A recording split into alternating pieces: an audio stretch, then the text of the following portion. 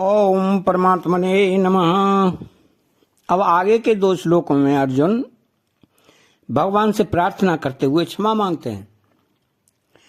सखेति मत्वा प्रसभं प्रदुक्तम हे कृष्ण हे यादव हे सखेति अजानता महिमानं तवेदं मया प्रमादात् प्रणयेन वापि यच्चावहासार्थमसत्कृतोऽसि विहारशय्यासन भोजनेषु एको अथवाप्यच्युत तत्समक्षं ततक्षमा क्षामये त्वां प्रमेयम्।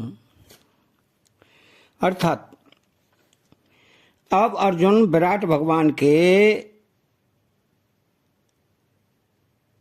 अयोग्य रूप को देखकर भयभीत होते हैं। तब वे भगवान के कृष्ण रूप को भूल जाते हैं और पूछ बैठते हैं कि उग्र रूप वाले आप कौन हैं। परंतु जब उनको भगवान श्री कृष्ण की स्मृति आती है कि ये ही हैं, तब भगवान के प्रभाव आदि को देखकर उनको सखा भाव से किए हुए पुराने व्यवहार की याद आ जाती है और उसके लिए वो भगवान से क्षमा मांगते हैं।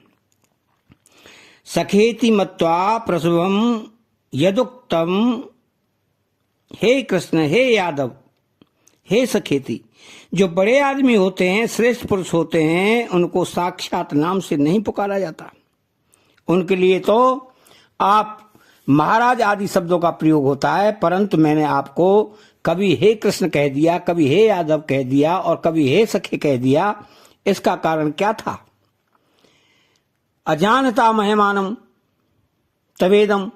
इसका कारण यह था कि मैंने आपकी ऐसी महिमा को और स्वरूप को जाना ही नहीं था कि आप ऐसे विलक्षण हैं। आपके किसी एक अंश में अनंत कोटि ब्रह्मांड विराजमान हैं, ऐसा मैं पहले नहीं जानता था। आपके प्रभाव की तरफ मेरी दृष्टि ही नहीं गई। मैंने कभी सोचा समझा ही नहीं कि आप कौन हैं और कैसे हैं।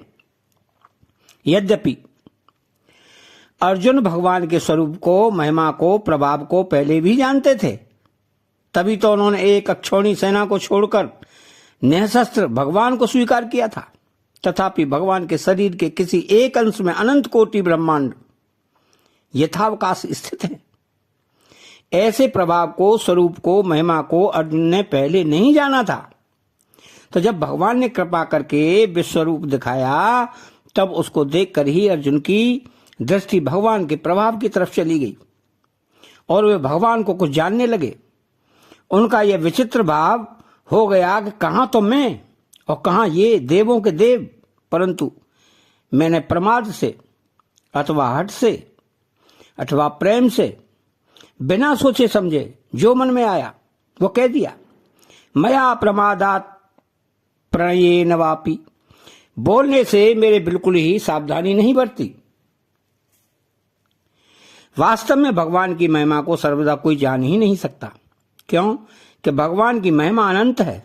अगर वह सर्वदा जानने में आ जाएगी तो उसकी अनंतता नहीं रहेगी, वह सीमित हो जाएगी।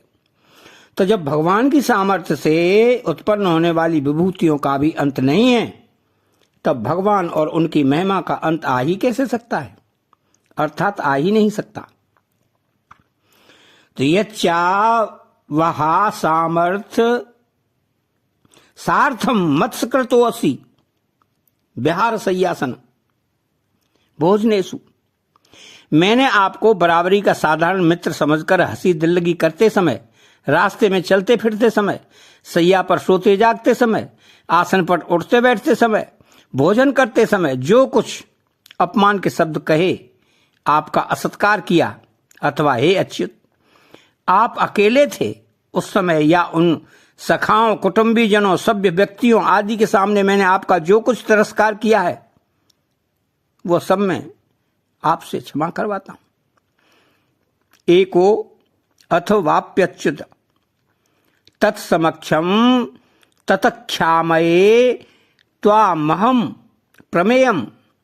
अर्जुन और भगवान की मित्रता का ऐसा वर्णन आता है कि जैसे 2 मित्र आपस में खेलते हैं, ऐसे ही अर्जुन भगवान के साथ खेलते थे।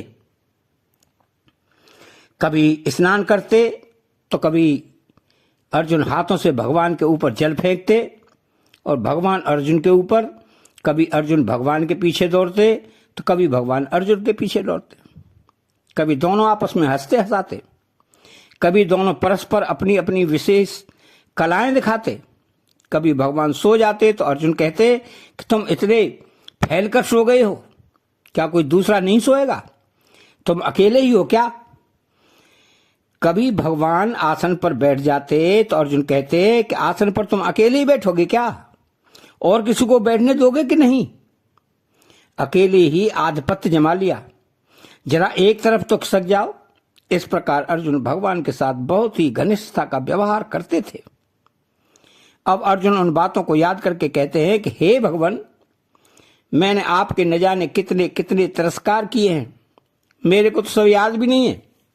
यद्यपि आपने मेरे तिरस्कारों की तरफ ख्याल नहीं किया, तथापि मेरे द्वारा आपके बहुत से तिरस्कार हुए हैं, इसलिए मैं अप्रमेय स्वरूप आपसे